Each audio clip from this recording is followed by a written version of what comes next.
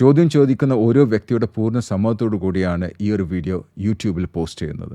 ഈ ഒരു കമ്മ്യൂണിറ്റിയിൽ ഫ്രീ ആയി ജോയിൻ ചെയ്യണമെന്നുണ്ടെങ്കിൽ ഞങ്ങൾ അപ്ഡേറ്റ്സിനെ കുറിച്ച്, ട്രെയിനിങ്ങിനെ കുറിച്ച്, അല്ലെങ്കിൽ കോച്ചിങ്ങിനെ കുറിച്ചിട്ട് എല്ലാം ചോദ്യം ചോദിക്കാൻ ആഗ്രഹം ഉണ്ടെങ്കിൽ നിങ്ങൾ യൂട്യൂബിൽ ഡിസ്ക്രിപ്ഷനിൽ 2 ലിങ്ക് ഉണ്ട്. ഒന്ന് മലയാളത്തിലുള്ള ലിങ്ക്, ഒരു വാട്സപ്പ് ഗ്രൂപ്പിലേക്കുള്ള ലിങ്കും, മറ്റത് ഇംഗ്ലീഷ് വാട്സപ്പ് ഗ്രൂപ്പിലേക്കുള്ള ലിങ്ക്. അതിൽ ഏതിലും നിങ്ങൾക്ക് ജോയിൻ ചെയ്യാം, അല്ലെങ്കിൽ 2ലും ജോയിൻ ചെയ്യാം. I'll see you in the WhatsApp group. Sansi, Yes, please. എനിക്കുള്ളൊരു എന്താ വെച്ചാൽ, ഒരു മീറ്റിംഗ് ഒക്കെ കണ്ടക്ട് ചെയ്യുമ്പോൾ പിന്നെ അറിയാതെ ഭയങ്കര സീരിയസ് ആയിട്ട് പോകും. അപ്പം എനിക്കറിയാം സീരിയസ് ആ, ചിലപ്പോൾ എന്തെങ്കിലും നമ്മളിങ്ങനെ ഒരു ഫ്ലോര ഒരു ഭയങ്കര ഒരു റിലാക്സ് ചെയ്തിട്ട് ചിലപ്പോൾ സമയത്ത് പോവില്ല. ചിലപ്പോൾ ആ മീറ്റിങ്ങിൻ്റെ അകത്ത് നമ്മൾ വിചാരിക്കുന്ന ഡയറക്ഷനിൽ സംഗതി പോകുന്നില്ല എന്നുണ്ടെങ്കിൽ ചിലപ്പം കുറച്ചൊരു എന്താ പറയാ, മൊത്തത്തില് ഒരു സൗണ്ടൊക്കെ ചിലപ്പം കൂടിപ്പോവും, അങ്ങനെയൊക്കെ ഉണ്ടാവും. അപ്പം അതറിയുന്നോണ്ട് പലപ്പോഴും പിന്നെ ശ്രദ്ധിക്കും. ഓക്കെ, ഇനി ഈ മീറ്റിങ്ങിൽ വളരെ പിന്നെ ഒന്ന് ശ്രദ്ധിക്കണം എന്നൊക്കെ വിചാരിക്കും.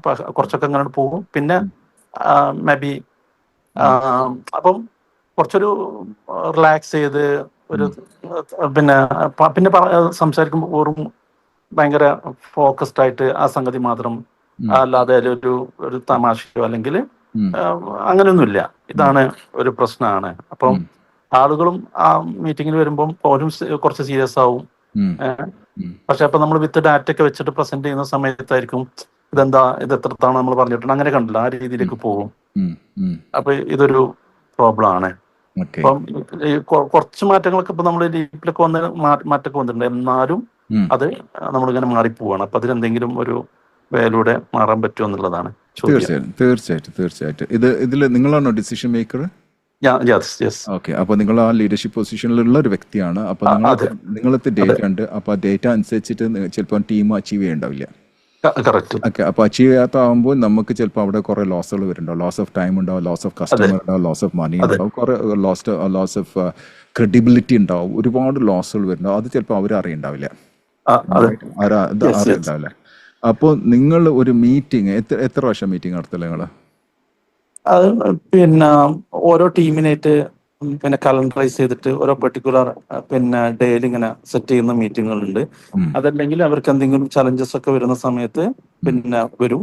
അപ്പൊ അതിന് അവരുടേതായിട്ടുള്ള രീതിയിലൊക്കെ നോക്കിയിട്ട് ഫൈനൽ ഒരു സൊല്യൂഷൻ അവർ സ്റ്റക്കായി നിൽക്കുമ്പോഴായിരിക്കും എൻ്റെ അടുത്തേക്ക് വരുന്നുണ്ടാവുക. ഇങ്ങനെ അപ്പൊ എൻ്റെ ഡെയിലി മെജോറിറ്റി മീറ്റിങ്ങുകളാണ്, അല്ലാതെ ഞാനായിട്ടൊരു പിന്നെ പ്രത്യേകിച്ചൊരു കാര്യങ്ങളെല്ലാം തന്നെ മറ്റുള്ളവർ ചെയ്തിട്ട് ഡെലിഗേഷൻസിലാണ് പോകുന്നത് മോസ്റ്റ്ലി. പിന്നെ ഇങ്ങനെ അപ്പൊ ഒരു ദിവസത്തെ ഫുൾ പിന്നെ ഒരു 70-80% മീറ്റിങ്ങുകൾ തന്നെ ആയിരിക്കും പലതരത്തിലുള്ള. അതിൽ ചിലത് പ്രീ ഡിഫൈൻഡ് ആയിട്ട് മീറ്റിംഗ് ആയിരിക്കും, അല്ലാത്തത് ഇങ്ങനത്തെ ചലഞ്ചസ് ആയിട്ട് വരുന്നവർക്കുള്ള സൊല്യൂഷൻസ് കൊടുക്കുക എന്നുള്ളതാണ്. വ്യത്യസ്ത തരത്തിലുള്ള മീറ്റിംഗ്, അതിന് സ്റ്റോപ്പ് എന്ന് പറയില്ല. STOP, stop means strategic meeting, tactic meetings, operational meetings and STOP means performance meeting. 4 തരത്തിലുള്ള മീറ്റിംഗ്. അതിനെ പറ്റി ഒന്നും പറയാൻ പോകുന്നില്ല അവിടെ. പക്ഷെ ഒന്ന് ശരിക്കും ശ്രദ്ധിക്കുക. നിങ്ങൾ ഒരു മീറ്റിംഗ് നിങ്ങൾ ഒരു ചാലഞ്ച് കൊടുത്തിട്ടുണ്ടെങ്കിൽ ആ ചാലഞ്ച് കഴിഞ്ഞിട്ട് അവർ ആ ഡേറ്റ് ആയിട്ട് വരുന്നത് റിസൾട്ട് ആയിട്ടുള്ള അവർ വരുന്നത്. ഈ പർട്ടിക്കുലർ എന്ന് വെച്ച് കഴിഞ്ഞാൽ അവരവരുടെ വർക്കുകളൊക്കെ ചെയ്തുകൊണ്ടിരിക്കുകയായിരിക്കും. അപ്പൊ അവര് ഒരു സ്റ്റക്ക് ആയിരിക്കുകയാണ്. അപ്പൊ മേ ബി പിന്നെ ഇവർക്ക് എല്ലാവർക്കും വർക്കുകൾ ഉണ്ടാവുമല്ലോ. ഞങ്ങളൊരു സ്പ്രിന്റ് ഒക്കെ ആയിട്ട് അങ്ങനെ നമ്മൾ വർക്ക് ചെയ്തുകൊണ്ടിരിക്കുന്നത്.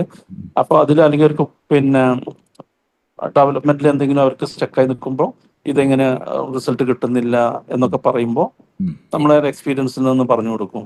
അല്ലെങ്കിൽ കസ്റ്റമർക്ക് ഇങ്ങനെ ഒരു ഇഷ്യൂ ഉണ്ട്, ഇത് എങ്ങനെ സോൾവ് ചെയ്യാന്നൊക്കെ ചോദിക്കുമ്പോൾ അതാണ് ഒരു വേ ഉള്ളത്. അപ്പൊ ആക്ച്വലി ആ സ്റ്റോപ്പ് എന്ന് പറഞ്ഞ സംഗതി തന്നെ സ്ട്രാറ്റജിക്ക് ഇതെല്ലാം ഈ പറയുന്ന 4 കാര്യങ്ങളും മിക്സ് ചെയ്തിട്ടുള്ള ഒരു സാധനം തന്നെയാണ് എൻ്റെ മീറ്റിങ്ങുകളുടെ ഒരു പൊതു വരുന്നത്. അപ്പൊ ഇവിടെ ഒന്നുള്ളത് നമ്പർ 1 എന്ന് വെച്ചാൽ നമ്മളൊരു ടാസ്ക് കൊടുത്തിട്ടുണ്ടെങ്കിൽ, ഇത് ഞാൻ ഒരുപാട് ലീഡേഴ്സിൽ കണ്ടിട്ടുള്ള സംഭവം, ഒരു ടാസ്ക് കൊടുത്തിട്ടുണ്ടെങ്കിൽ അവർ ലാസ്റ്റിൽ ആ റിപ്പോർട്ടിംഗ് ടൈമിലായിരിക്കും ചിലപ്പോൾ ഒരു മീറ്റിംഗ് ഒക്കെ നടത്തുന്നുണ്ടാവാം.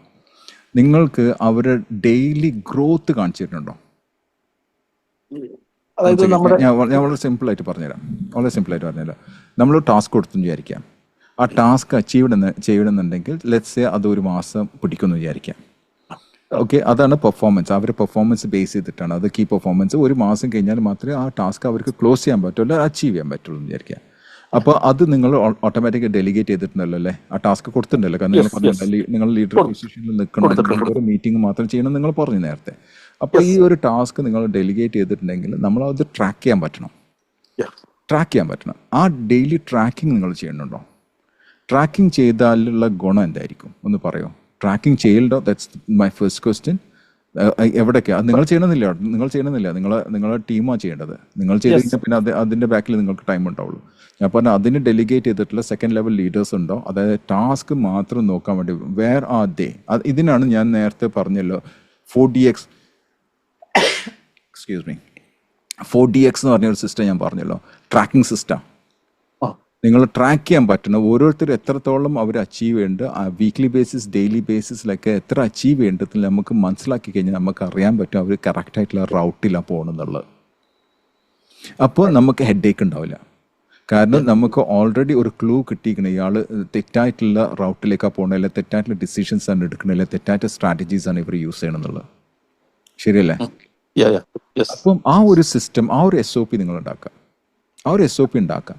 എസ് നോ എന്നുള്ള SOP ഉണ്ടാക്കി കഴിഞ്ഞാൽ എവിടെയാണ് ഓരോരോ ദിവസം അവർ നിങ്ങൾക്ക് ട്രാക്ക് റെക്കോർഡ് തരുമ്പം നമുക്കറിയാൻ പറ്റും അവിടെ സ്ലോ ഉണ്ടെങ്കിൽ, അല്ലെങ്കിൽ കൺസിസ്റ്റൻസിയിൽ കുറവുണ്ടെങ്കിൽ, അല്ലെങ്കിൽ ടാർഗറ്റ് അച്ചീവ് ചെയ്യുന്നതിൽ വ്യത്യാസം ഉണ്ടെങ്കിൽ, അല്ലെങ്കിൽ retention of customers, retention of team members, എന്തായാലും എനിക്കറിയില്ല ഏതൊരു ഏരിയയിലും കുറവുണ്ടെങ്കിൽ അത് ഐഡൻറ്റിഫൈ ചെയ്ത് കഴിഞ്ഞാൽ അവിടെ നമുക്കൊരു മീറ്റിംഗ് ഉണ്ടാക്കാം. അവിടെ നമ്മൾ ചെയ്യാൻ പോകുന്നത് 1 degree ചേഞ്ചാണ് ചെയ്യാൻ പോകുന്നത്. അപ്പോൾ ചെറിയതായിട്ട് സംസാരിച്ചാൽ മതി, അവിടെ ദേഷ്യം പിടിക്കേണ്ട ആവശ്യം വരില്ല. ചെറുതായിട്ട് ഒരു ടീക്കാണ് കൊടുക്കൽ. പക്ഷേ അതേ സമയത്ത് കുറച്ചും കൂടെ നമ്മൾ എത്രത്തോളം നമ്മൾ വൈകുന്തോറും ചിലപ്പോൾ ആ ടാർഗറ്റ് മാറിപ്പോയിട്ടുണ്ടാകും. ഇപ്പം ഒരു ഉദാഹരണം പറഞ്ഞുതരാം. 1 degree ചേഞ്ചിൻ്റെ പ്രത്യേകത ഞാൻ പറഞ്ഞുതരാം. ഒരു പ്ലെയിന് പറക്കുമ്പം 1 degree മാറിക്കഴിഞ്ഞാൽ 60 മൈൽ ആ പ്ലെയിന് പറക്കുകയാണെങ്കിൽ 1 മൈലിൻ്റെ വ്യത്യാസം വന്നിട്ടാവുന്ന 60 മൈൽ പറന്നു കഴിഞ്ഞാൽ ആ പ്ലെയിന് പറന്നു കഴിഞ്ഞാൽ 1 ഡിഗ്രിയിൽ മാറ്റം വരുത്തിയിട്ട് 60 മൈൽ ആ പ്ലെയിന് പറന്നു കഴിഞ്ഞാൽ എവിടെയാണോ എത്തേണ്ടത് അവിടുന്ന് 1 മൈൽ വ്യത്യാസത്തെ സ്ഥലത്തായിരിക്കും പോയി എത്തൽ. അപ്പോൾ നമ്മൾ എത്രത്തോളമാണ് ഡിലേ ചെയ്യണത്, ഓക്കെ, അവർ റിപ്പോർട്ട് കിട്ടാനും അതിനു വേണ്ടി ഫീഡ്ബാക്ക് കിട്ടാനും എത്രത്തോളം നമ്മൾ ഡിലേ ചെയ്യണം അത്രത്തോളം അവർ മാറിപ്പോയിട്ടുണ്ടാവും, ട്രാക്ക് വിട്ടുപോയിട്ടുണ്ടാവും. അപ്പോൾ അത് ഡെയിലി ട്രാക്ക് ചെയ്യാനുള്ള ഒരു സിസ്റ്റം നിങ്ങൾ ക്രിയേറ്റ് ചെയ്യാം. നിങ്ങൾ ചെയ്യാൻ പാടില്ല, നിങ്ങൾ ക്രിയേറ്റ് ചെയ്യാം. അതിന് മോണിറ്റർ ചെയ്യുന്ന സിസ്റ്റം ഉണ്ടാക്കുക. എന്നിട്ട് ആക്ച്വലി അങ്ങനൊരു സിസ്റ്റം ഉണ്ട്. നമുക്ക് സിസ്റ്റം ഉണ്ട്. ഞാനിപ്പോ ചെയ്തെന്ന് വെച്ചാൽ ഓരോ ഈ എന്റെ തൊട്ട് എന്നെ റിപ്പോർട്ട് ചെയ്യുന്ന ആളുകൾക്ക് ഡെയിലി കാണാനുള്ള അവരുടെ ടീം മെമ്പേഴ്സ് ചെയ്യുന്ന കാര്യങ്ങൾ ഒരു ഡാഷ്ബോർഡായിട്ട് തന്നെ ഈ ഓരോ ടീമിനും കാണാനുള്ള സംവിധാനമുണ്ട്. ഓരോ അപ്പൊ ആ ടീം മെമ്പേഴ്സും അവരുടേത് കാണാനുള്ളത് കൊടുത്തിട്ടുണ്ട്. അതിനെ ബേസ് ചെയ്തിട്ടാണ് നമ്മൾ എന്ത് ചെയ്യുന്നത് വെച്ച് കഴിഞ്ഞാൽ ഈ ഒരു മീറ്റിങ്ങുകൾ വെക്കുന്നത്. അപ്പൊ നിങ്ങൾ മീറ്റിങ്ങിന് പോകുമ്പോൾ നിങ്ങൾക്ക് ഓൾറെഡി അറിയാം അവിടെ ശരിയായിട്ടില്ല എന്നുള്ളത്, അല്ലെങ്കിൽ ശരിയായിട്ടില്ല അവരുടെ നമ്മൾ ഇത് പ്രോബ്ലം എന്താ വെച്ചാൽ എന്നിട്ട് ഇവര് പറയാൻ സാധ്യതയുള്ള കാര്യങ്ങൾക്കൊക്കെ ഉള്ള, അതായത് ട്രാക്ക് ചെയ്യാനുള്ള ജസ്റ്റ് നോക്കിയാൽ മതി. ചിലതൊക്കെ അലേർട്ടായിട്ട് രാവിലെ തന്നെ ഇവർക്ക് ഇമെയിൽ ആയിട്ട് പോകുന്നുണ്ട് ചില കാര്യങ്ങൾ, ഡീവിയേഷൻസ്. അപ്പോ ഇതാണ് ഇത്രയും കൊടുത്തതിന് ശേഷം നമ്മൾ ചിലപ്പോൾ മീറ്റിംഗ് വരുന്ന സമയത്ത് ചില കാര്യങ്ങൾ ഡീവിയേഷൻസും കാര്യങ്ങളും ഉണ്ടാവുമ്പോൾ പിന്നെ നമ്മളൊരു എന്താ പറയാന്ന് വെച്ച് കഴിഞ്ഞാല് ഒരു അൺപ്ലസന്റ് ആയിട്ടുള്ള ഒരു എത്ര തവണ പറഞ്ഞതാണ് ഇതൊക്കെ ഓൾറെഡി കിട്ടുന്നില്ല എന്നൊക്കെ പറഞ്ഞിട്ട് ഒരു റിയാക്ഷനിലേക്ക് വരുന്നുണ്ട്. അതാണ് എന്റെ ഒരു പ്രോബ്ലം. അപ്പോ ഞാൻ ചോദിക്കട്ടെ ഇപ്പൊ ഈ നിങ്ങൾ 1-2 പ്രാവശ്യം ട്രാക്ക് ചെയ്തിട്ട് ഒരു വ്യക്തി സെയിം ആ ഡീറൗട്ട് ചെയ്യണ്ടെങ്കിൽ, അതായത് ശരിക്കുള്ള സിസ്റ്റം ഫോളോ ചെയ്യാതെ അല്ലെങ്കിൽ അതിൽ തെറ്റ് വരുത്തുക അല്ലെങ്കിൽ സ്ലോ ആയി ചെയ്യുകയാണെങ്കിൽ അയാൾക്ക് നിങ്ങൾ കോച്ചിങ് എന്ന് കൊടുക്കല്ലോ? കാരണം ഇതില് അവർ സംസാരിക്കുമ്പോൾ ഇതിൽ നിനക്ക് എന്തെങ്കിലും തരത്തിലുള്ള ആവശ്യമുണ്ടോ, അല്ലെങ്കിൽ ഇത് അറിയില്ല, ജസ്റ്റ് കാരണം അവരുടെ ജോബ് ഡിസ്ക്രിപ്ഷൻസും ഒക്കെ ക്ലാരിറ്റി ഉണ്ട്, ഒക്കെ കൊടുത്തിട്ടുണ്ട്, ഡോക്യുമെന്റഡുമാണ്. അപ്പൊ ഇവരുടെ ഒരു ചില എഫിഷ്യൻസിയുടെ ഒരു പ്രോബ്ലം ഉണ്ട്. അപ്പോ ഇങ്ങനെ വരുമ്പം എന്നാ ചില ഏരിയകളിലാണ്, ചില ഏരിയയിൽ ഓക്കെയാണ്. എന്നാൽ ഇങ്ങനത്തെ കുറെ കാര്യങ്ങൾ വരുമ്പോൾ പിന്നെ നമ്മൾ മുന്നോട്ട് പോകാൻ ഈ സ്റ്റക്ക് ആവുന്നത് കൊണ്ട് മുന്നോട്ട് പോകുന്നതിൽ പ്രയാസമുണ്ട്. ഓക്കെ, ഇനി ഞാൻ പറയട്ടെ, നിങ്ങൾ അവർക്ക് കറക്റ്റ് ആയിട്ടുള്ള JD ഉണ്ടല്ലോ, ജോബ് ഡിസ്ക്രിപ്ഷൻ ഉണ്ട്. ക്ലിയർ നിങ്ങൾ ആ ജോബ് ഡിസ്ക്രിപ്ഷനും ജോബ് റോളും അനുസരിച്ചുള്ള ആൾക്കാർ എടുക്കുന്നത്. കാരണം നമുക്ക് പിന്നെ കുറച്ച് മുമ്പൊക്കെ എടുത്തിട്ടുള്ള ആളുകൾ ഉണ്ടാവുമല്ലോ. പിന്നെ അങ്ങനെ ഇപ്പൊ ഞാൻ പറഞ്ഞുതരാം. JD അനുസരിച്ചിട്ടും JD നോക്കി ചെയ്യുമ്പോൾ നമ്മൾ എന്താ ചെയ്യേണ്ടത് അറിയാം. ഒരു JD നമ്മൾ പ്രിപ്പയർ ചെയ്യുമ്പോൾ ആദ്യം ചെയ്യേണ്ടത് what is that need to be achieved by the person. First JDൻ്റെ ഒബ്ജക്റ്റീവ് അതാണ്.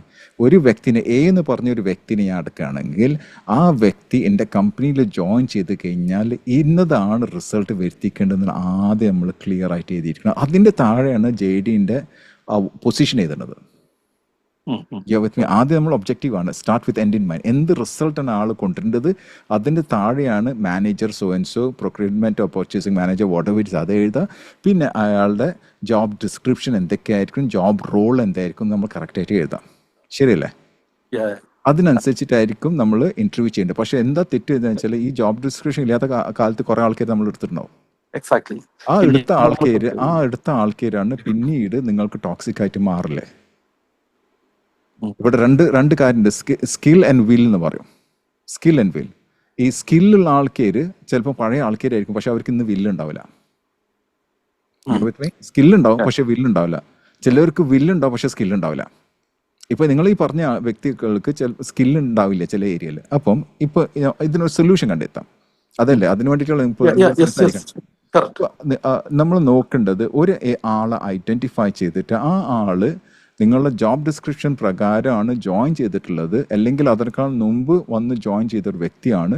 പക്ഷെ നിങ്ങളുടെ എന്താണ് നിങ്ങൾ അച്ചീവ് ചെയ്യേണ്ടത്, അതിൻ്റെ 50% ഒരു ഏരിയയിൽ ആൾ 100% അച്ചീവ് ചെയ്യേണ്ടത്.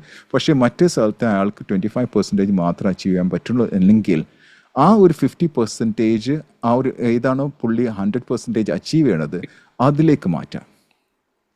ആ സെക്കൻഡ് 25% ആരാണോ ടോപ്പ് ആയിട്ടുള്ളത്, നിങ്ങൾ ഏത് ലീഡേഴ്സാണുള്ളത് അവർക്ക് ആ ടാസ്ക് കൊടുക്കാം. അങ്ങനെ സ്പ്ലിറ്റ് ചെയ്യാൻ പറ്റുമോ?